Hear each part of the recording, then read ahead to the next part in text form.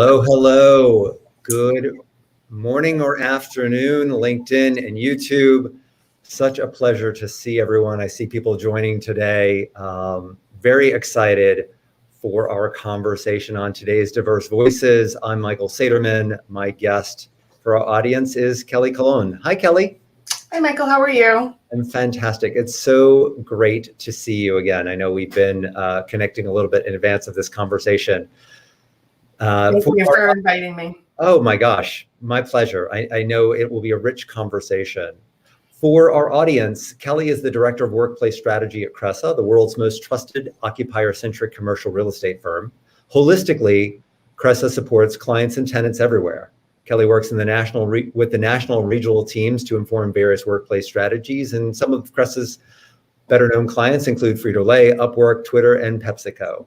So that's a little bit of why this conversation? Why now? I mean, Kelly, I was thinking a little bit about some of our preliminary conversations and was reflecting on this bouncing ball of we're in the office. Now we're all working remotely. Now we are hybrid or not hybrid. And it's awfully confusing, I think, for a lot of employees and leaders. I think there's certainly opportunity to dig into what we can do for organizations where there's opportunity to really think about designing a hybrid workplace environment, what that looks like today. But perhaps we can start the conversation talking a little bit about your story and your journey, how you got to be where you are today and your current role. Great, thank you. Thank you again for inviting me. I'm excited to be here. Gosh, a little bit about my journey. So I have been in this industry in some form or fashion for about 25 years. Early on, much of my work was centered around, real estate research, title examination. And then I had pivoted to property management and residential real estate sales, which is really where my love for design, construction, and operations really flourished. I then went back to school as a non-traditional student, which essentially means significantly older than my fellow students in class. And I earned degrees both in interior design and facility management. Then for about the next 10 years, I really focused on the built environment, construction, supporting organizations physically, set up their companies.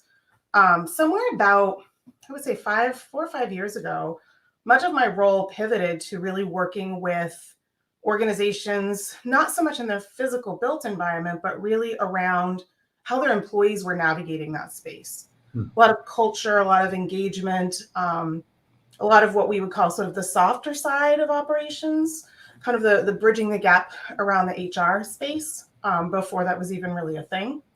And so that really led me to get some postgraduate education in industrial and organizational psychology. And so really what I do now is support both. I support organizations both operationally in their physical environments, but I also help them navigate, especially nowadays, sort of what does that look like? How do their employees show up? What do they offer their workforce? How has that changed? And how can that environment really support not only the organization, but also the employees that are working within those spaces? I think that psychology is something that plays a pertinent role in the conversation. I was wondering if we could talk a little bit about what are some of the consistent trends that have emerged in the corporate environment in the last 18 months? Well, I think we've really foundationally, we've seen a paradigm shift in the way that real estate is being utilized. Traditional uses of space were very static, sort of inflexible.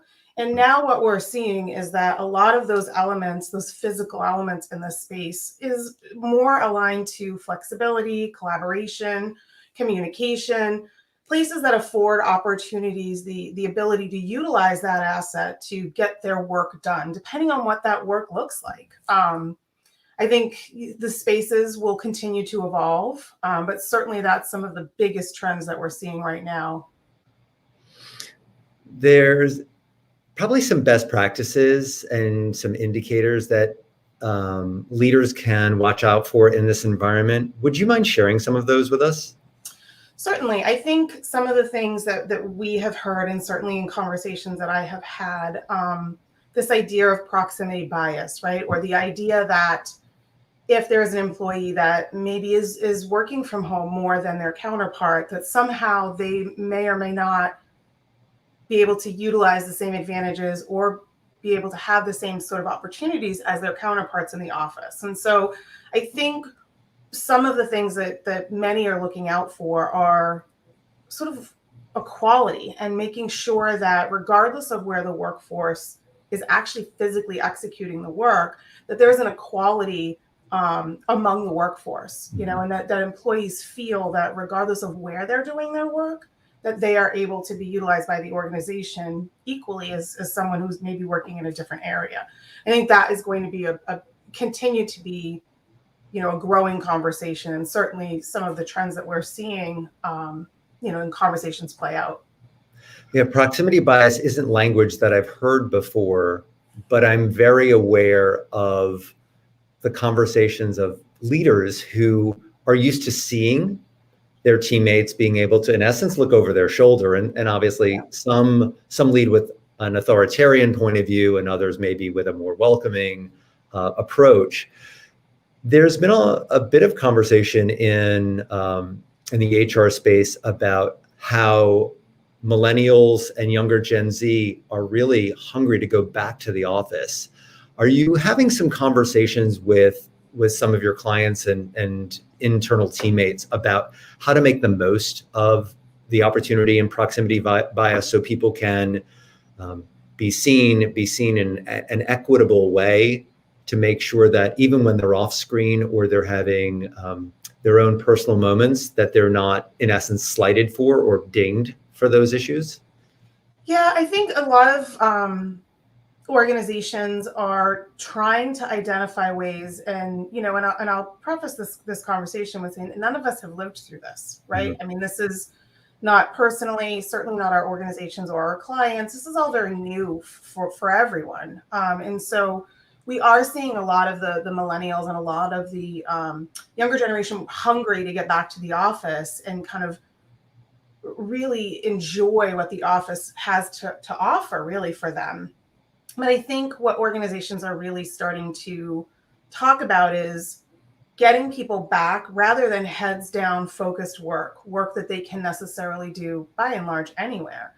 Getting people back to the office to be tailored more towards collaboration, communication, and really this sense of collective community, this sense of we. And I think a lot of companies are really looking to bring their employees back or have the ability to bring them back, to be able to use that environment to support those who want to be there, but also offering technology for those that either can't or are uncomfortable coming back. So there's also a greater use of technology, I think, that's coming out right now to be able to bridge that gap between who's on site and who may make the decision to choose to be home or remote. Sure. Have you noticed I'm really intrigued by the language of we, because so often, to your point, cultures are defined by the things that happen within their four walls, inside their offices. Are there any elements of we that, in essence, the organizations are coming already to Cresa with, well, here's how our sense of we is shifting? Well, I think, traditionally speaking, for a very, very long time, pre-pandemic, organizations, had this inherent internal culture, right, that their organizations had. And by and large, that was attached to a specific location and or a, four walls or an area, a physical geographic point. And what this pandemic has shown many of us and many of our organizations is that culture is not necessarily tied directly to a physical space. It's tied to a mission. It's tied to a unified goal. It's tied to collaboration and trust among teammates, a shared vision and a shared objective. And that doesn't necessarily mean within one physical location. And that now that paradigm shift in thought process is that location should support the culture that already exists independent of a physical location. Yeah, there's a lot about culture that fits really with behavior that I think is intriguing. That for some, their culture is defined by their interactions within a space or an organization, or they share that their values are something that's posted on a wall or in a mouse pad. But those behaviors are really indicative of how leaders lead, how individuals act, and truly defines their cultures, I think, even in the brightest and darkest moments of a work week. But I think that there's so much that's been in flux the last 18 months, where some organizations are in flux and others have started to define policies. They've found ways they've had to pivot. We're all going to go back to the office in August and September. I heard many during the summer thinking that's where they were going to go. And obviously regionality plays a role in all of that. Can you share how your clients have decided which elements of the hybrid workplace to stay in flux versus maybe making a fixed policy for the short term? Well, I think the majority of our organizations are starting to really unpack and think about what does hybrid look for them? And it is going to look different for every client. There is no universal, this is the program or this is the process and this is the policy that you can just replicate and put into multiple different organizations. And even sometimes within a same organization, different sites can vary. And so I think what we're seeing now is a lot of organizations are starting to put together the framework of what those policies and procedures are going to look like. Many of them are rolling them out in a way that allows employees to sort of test, almost like a beta test, pilot, to be able to allow employees to be able to come in and utilize certain spaces based on the framework of this hybrid model. And then a lot of organizations are expecting that after a certain period of time, some are 6 months, some are choosing a year, sort of getting that feedback from the workforce to say what is working and what's not, so that they can modify those policies and procedures to something that's a little bit more static, a little bit more rigid, for lack of a better word, going forward. And so I think we're seeing a lot of people trying things out and just seeing what works. Sort of universally, what we're seeing is parts of a hybrid model, sort of the rolling out of unassigned seating, neighborhoods, really at the end of the day, all foundationally based around flexibility and giving the workforce flexible spaces in which they can choose to work based on the work that they actually need to accomplish. And so I think we're seeing modifications physically in those arenas. I know that for Cresa, you're encountering and have worked with clients that have a large, perhaps regional or national footprint. So they already have offices in different locations.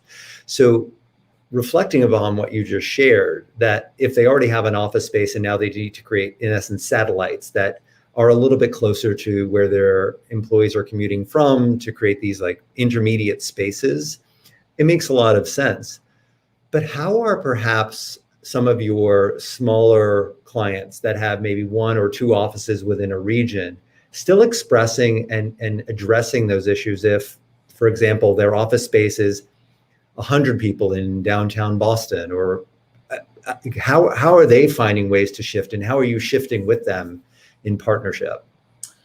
So I think, for those types of clients, it's the same themes are running true, all stemming around flexibility and leveraging their real estate and their organizational home base, their site, as a place of almost respite for their staff, and allowing a mindset shift within their organizations that say to employees, you have the flexibility to choose, but this asset, this space is available to you. We would like you back. We would like to welcome you back. And these are the ways in which we're going to support you when you do come back. And so I still think that a lot of those policies and procedures and the framework, such as, unassigned seating, more collaboration space, spaces that allow for really community and collaboration. And that's really what those sites, and really it doesn't necessarily matter whether you're a large organization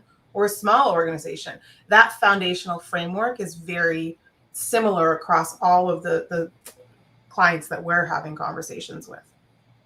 Very interesting. There's been also this movement of open office spaces, which we were all moving, or we were encountering, and the shift that's occurred. I remember reading articles in 2018, 2019, and early 2020 talking about maybe the open workspace isn't as comfortable as it can be because it can be a little noisy depending upon its structure and its layout. And John Murphy reached out to us with a question that I think might be worth talking to for a minute, which is, how much does the physical layout of the office influence the company culture? But it also, I think, begs the question of, how are the physical layouts of the office changing relative to the company culture? So I think a lot of the physical changes that we're seeing and having conversations with clients about, they are changing. There's this sort of thought process, and while the physical execution of changing them may be delayed as they sort of wait for these employee surveys and sort of that feedback from the employees to say whether or not these policies or programs are really working for them. But I think a lot of the conversations that we're having around modification of space are tied back to, what is the kind of work, what is the kind of culture that particular organization, and every organization is different, what does that environment look like? For some, it may be migration away from private offices completely. It might be migrating away from assigned seating completely. It may be physically modifying spaces to have more what we would call neighborhoods, or things like libraries where, staff can go and utilize a quiet space. You may be seeing spaces where there are more collaboration rooms, there are more whiteboards, more areas for staff to come collectively together in certain spaces. And so I think a lot of times the culture is helping to define and roll out what that actually looks like physically in the space. And I think that's going to continue to evolve. I don't think that there is any right or wrong answer. And I certainly don't think that many organizations have finalized those decisions yet. But certainly the conversations are being had at this point. Yeah, I would assume those conversations are ongoing. Are you finding that since you're often the tenant representative, that the other parties are aware that these shifts benefit them as well? Or are you finding that some landlords are a bit stuck? And are you, in essence, needing to partner a little bit more assertively to help them see a little bit of that light? Yeah, we are seeing sort of a universal adoption that things are shifting. I think, if we were having this conversation 6 months into the pandemic, there was still this expectation that things would somehow return to what they once were, right? And that there wouldn't necessarily need to be these ongoing conversations and dialogues around how the shift in utilization of spaces is happening. And I think now we're having conversations with our counterparts and our peers in the marketplace, and there is more of an adoption for them to sort of look at that space for their tenants, to look at the space that they own and say, how can we help sort of drive this conversation and drive the changes that are inevitably going to happen within the spaces that they have. Yeah, it's an opportunity for leadership, as well as opportunities to remain a premier space, whatever that looks like. For those who are just joining us, we're talking a little bit about designing a hybrid workplace environment with Kelly Colón. We're getting some interesting comments. I was hoping at one point to pivot to the idea of safety protocol, and I'm really curious, are you seeing a trend of safety protocol and technologies that have stayed around from the early days, and maybe some elements that have elements that have changed and surprised you? So I think that some of the early sort of safety mechanisms at a lot of places, and I think we've all sort of experienced them personally, where you're taking your temperature, you're checking it at a site, you're reviewing your symptoms, things of that nature, sort of versus just being able to sort of walk into a facility without necessarily having to check in. You know, your badge would let you in per se, and you would just go about your business. I think, you know, there's this checkpoint that was put in place early on. And I think a lot of organizations that we're talking to are going to continue to have that exist in some form or fashion. You know, what that looks like 24 months from now remains to be seen. But I think the mechanism of sort of a checkpoint before you go into a physical facility, I think that is going to remain. And that is different. I mean, there were some organizations, you know, top security clearance type of sites where that existed pre-pandemic, but that was not really largely adopted across a general office building or even in a higher ed college setting. I mean, it wasn't necessarily something we saw widely adopted, and now we do. And I would sense that is going to continue. Mm-hmm. From a physical infrastructure perspective, you know, community spaces, communal spaces where people would come together. You know, I think there are changes that have happened. Just take a cafeteria, for example. You know, when you would go in and necessarily sort of a buffet style where you would serve yourself, I think a lot of those process changes where there's a large group of people or a community coming together, a lot of those changes with screens and guards and things of that nature, I think you're going to see some of that stay around much beyond, you know, the end, whenever the end of this pandemic may be. So I think a lot of that will stick around. Other things are maybe less, they're more process driven. So how we're navigating spaces, how are we conducting meetings, how, you know, you're sitting and engaging in a meeting, those things are going to continue to evolve. And we may or may not get to a space and a place where it looks and feels very much like pre-pandemic meetings. But I think certainly for the near term, I don't think we're going to see changes that look like what we once have. It makes me start to question elements of regionality, and where those, you know, safety protocols may be showing up a little bit more assertively or mindfully than other arenas. Obviously, it's going to depend upon the business and their business needs as well. But this topic of safety and security and the physical office is obviously top of mind for many. Andre was chatting a little bit about health procedures. Are there any aspects of air filtration or others that some of the landlords are having to focus on? I think a lot of them have had to focus on that. You know, aging and deferred maintenance that many really kind of put on the back burner for years, aging systems that had to be modified. I think there's been a lot of infrastructure changes and updates and upgrades that have happened in the last 18 months. Procedurally, things like janitorial services, how often spaces and places are being cleaned and sanitized, technology being leveraged to identify where people are going, where people are sitting in a space, so reserving areas. A lot of that comes back to, you know, sort of the contact tracing. If somebody were to sort of be ill in the office, you know, what does that look like? But really, I think operationally speaking, things like, you know, your wearing of your mask, that's been, you know, up here in Boston, that's a lot of organizations still have a mask policy in place. You know, janitorial, like I had mentioned, HVAC changes, you know, and kind of, I think the biggest thing to get employees, you know, to Andre's point, not scary.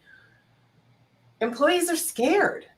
I mean, people are afraid. And I think there's this mental health, I don't want to say crisis, but there's this mental health connection that really wasn't necessarily wildly adopted pre-pandemic, that is actually okay now to have those conversations within leadership organizations, within teams. Your employees are scared, And they want that reassurance that the physical spaces, when they are ready to be coming back to the office, that those spaces that they're in are going to be maintained, that they're, those safety and sanitation protocols are in place, those guardrails are in place to keep them safe. Yeah. And I think one way that we're seeing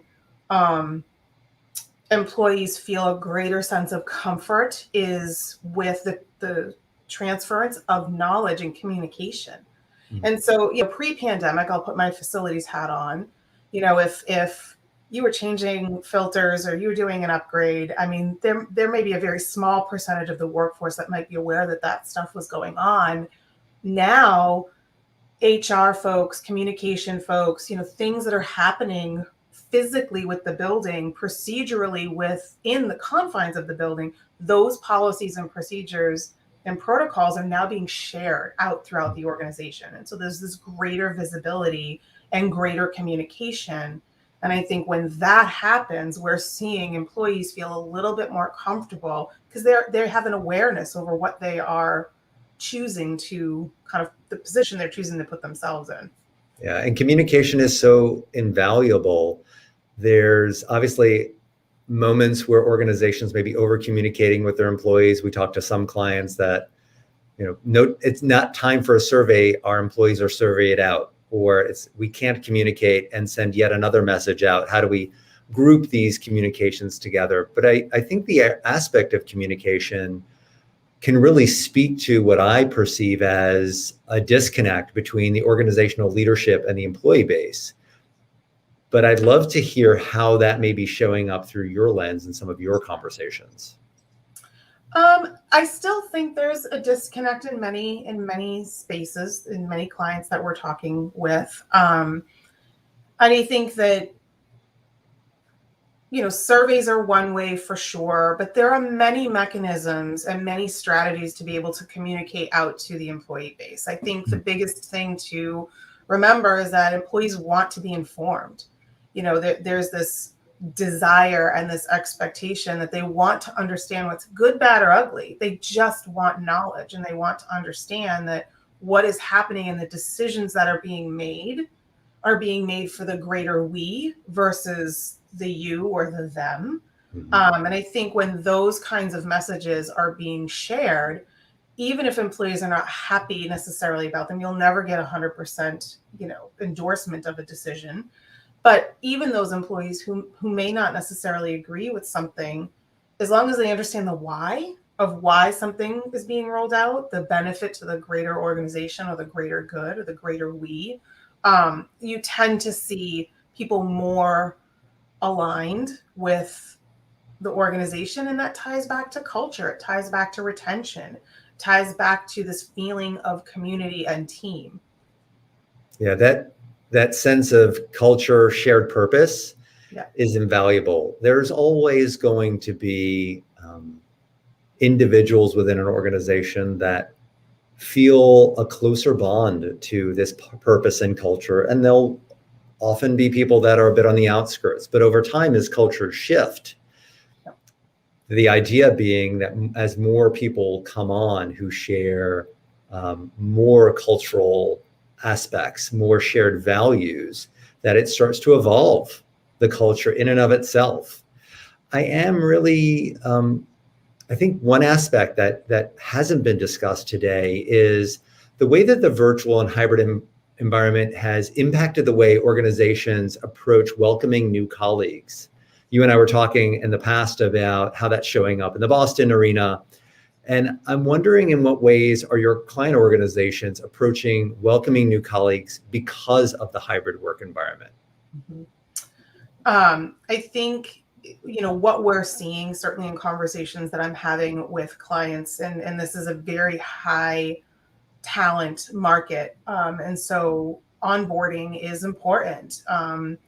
Employees, more so now, are more engaged. They want a greater sense of ownership over their onboarding versus sort of sitting back and being a recipient. They really want this engagement, because in order for them to be integrated with the organization, if they are fully remote or even in a hybrid environment, some of their peers may be fully remote. And so a lot of what we're seeing rolled out now is organizations having a greater ability to integrate those new employees among a much more diverse part of the organization. And so it's easier to necessarily spend a few days or a few hours onboarding, say, with HR or with finance, and sort of get this far greater integrated approach to onboarding. That being said, technology is huge in this arena. Supporting employees with technology, being able to support them not only remotely, but then also when you do bring them on site, that they have a clear purpose and a vision with who and what they are supposed to be doing when they are on site. And I think, those onboarding processes, certainly in some of the clients that we have seen, have really just developed immensely over the last 18 months to be a far more holistic experience for those employees. And the feedback we're getting from some of those new employees is that they feel, even in a partially or fully remote capacity, they feel better connected to those groups with a far more greater awareness over the diversity within their organization. There's so much regarding those conversations and onboarding. I think that there's elements and aspects where, think about, almost in any organization, someone new has joined in the last 18 months. I've heard many a story where only in the past few weeks or months, I met someone who I've known for a year, but now I can see them in 3 dimensions. It's such an odd feeling and such an odd change. You were talking a bit though about the aspect of technology, and John has asked made a lengthy comment, but I would like to hone in on an aspect of it regarding how a company can monitor and manage how their workspace is actually being used to guide new decisions going forward. So you talked a little bit about the aspect of creating these neighborhoods and different aspects. Are some organizations taking more active role in continuing to pivot every bit and every time period, or are they hoping that whatever they put in place is perhaps stays for a bit? Well, change is hard, right? I mean, anytime you try to do something, it's difficult. It doesn't matter whether it's personally or professionally. And so I think all of us would love to just make a decision and have that be, static and never have to change. But the reality is, sometimes it's a little bit of trial and error. And I think by and large, if you can implement something and not have to modify it operationally and culturally, that's wonderful. That's also not necessarily realistic across the board. And so we are seeing that organizations are pivoting, but they're not necessarily pivoting quickly. They're really being very thoughtful and mindful about collecting the data, the feedback from whatever it is that they're rolling out with regards to spaces. Those organizations that may have pivoted from, one-to-one physically assigning a space to an employee to now saying, here is your neighborhood. You no longer get an assigned space where you can put all of your stuff. You need to reserve this space, for a day or a certain period of time, and that's where you're going to sit. And so, I would assume that a lot of those organizations are going to continue on that trajectory. It allows them to be able to have the data analytics to be able to say who is physically on site, when are they physically on site. And years ago, he had mentioned people's sort of aversion to being tracked. And, certainly I can remember, my gosh, 8 years ago, having conversations with employees saying, I don't even want to badge in and out of spaces because I don't want you to necessarily know that I've been in and out of a space for a certain day or time, or I don't want you to know when I've left for the day. I don't want to badge out. I think there will always be that minority. There'll always be someone or a group of individuals that will feel like that. But I think what this pandemic has really highlighted is people's desire to not only keep and maintain safety and health and wellness for themselves, but they really want to make sure that their peers, the people that they work with, and many times people that they see pre-pandemic, more so than their own families, they want to make sure that those individuals that they've worked with are safe and healthy as well. And so, for the essence of just to be tracked, I think by and large, people still have an aversion to that. But when those metrics of badging in, badging out, checking in, those safety protocols, those health and wellness protocols, I think by and large, we're seeing a big shift in employees' willingness to be able to share that information for the greater good of keeping the organization healthy. Yeah, and as long as the organization is transparent with how that data is being used, Correct. and truthful about the way in which that data will be used, Yeah. I think there's a win-win for everyone. We get more safety, we get more security. As we wind down, there's actually an element I'd like to revisit from our previous conversation. I'm really curious if we can talk a little bit about how hybrid has impacted internship programs for your clients, because I think that speaks to some of the onboarding aspect, but I think it also speaks to those who are joining the workforce, which can be very strange. I think about those who've graduated college last year in an environment that is radically different from the way the rest of us experienced the end of our college career and transitioned into the workforce. We now have a generation that is stepping into this in a way that's so different. Can you touch on that for a moment? Thank you for asking this question. As a professor myself, I have a number of students that currently in college and certainly have graduated in the last 1 to 3 years and directly impacted by this. And here's the interesting thing. Many of the students and the new graduates that I've talked to who have been directly impacted by organizations pivot to home, when largely they would have been on site for their internships, those students are more prepared and more adaptable to working in a remote environment than maybe even a leader or their counterpart that's in an organization that's 20 years their senior.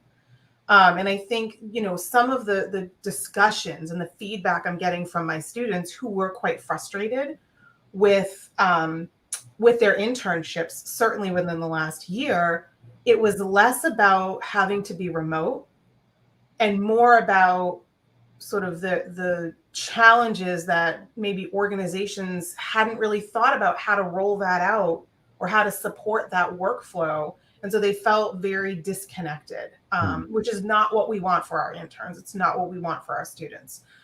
Now we're seeing students who are coming off of internships from this summer, somewhere along the last 12, certainly 6 months, like onboarding a new employee, organizations are spending more time trying to acclimate their students in much of the same ways that they're onboarding their new employees, utilizing technologies, integrating them virtually. A lot of times they're retaining those workforces remote because they're students, for safety reasons and for health reasons, for sure.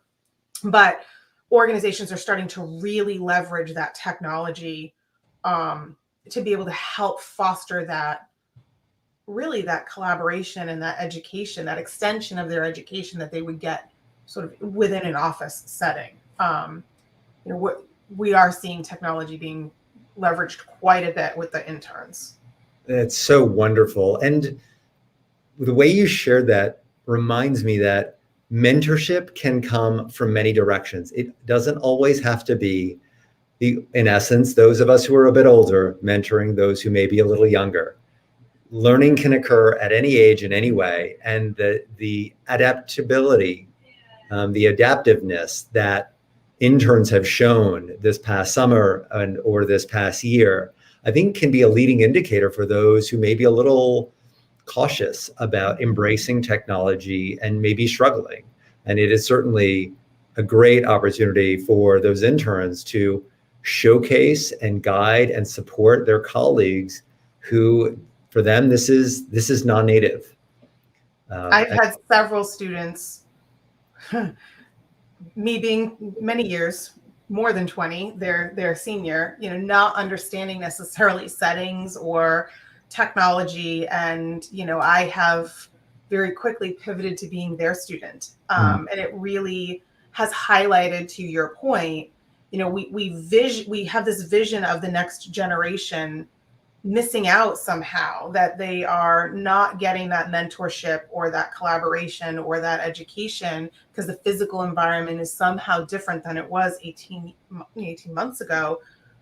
But they're poised, they're ready, they understand, and they can pivot and work in ways that I think, we don't often give them credit for. And some of the most amazing lessons that I have learned through this pandemic have come from my students. Yeah. I mean, they're amazingly adaptable, but I think what some in our audience may not fully appreciate and recognize is if there is an individual who's somewhere between 19 and 23, they are what we call digitally native. They grew up with some kind of device in their hand at a young age, and they know how to navigate the social aspects, the technological aspects in ways that we can't appreciate. We've had to learn that along the way. That's all that they know. And can be an advantage in some environments. Yeah. I know we're coming upon the top of the hour, but I would love to hear if you have anything, one big takeaway from all of this. What is the pandemic? And again, it's not over, but what has it taught you and taught your colleagues?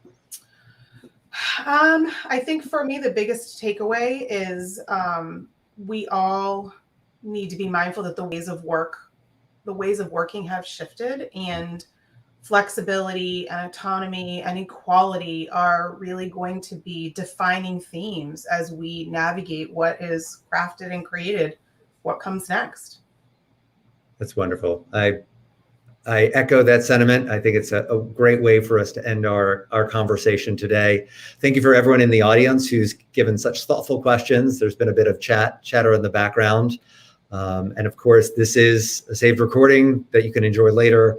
Kelly, thank you again for joining me and our audience today. I really learned a lot and look forward to hearing more about this evolution of the hybrid workspace. Thank you very much.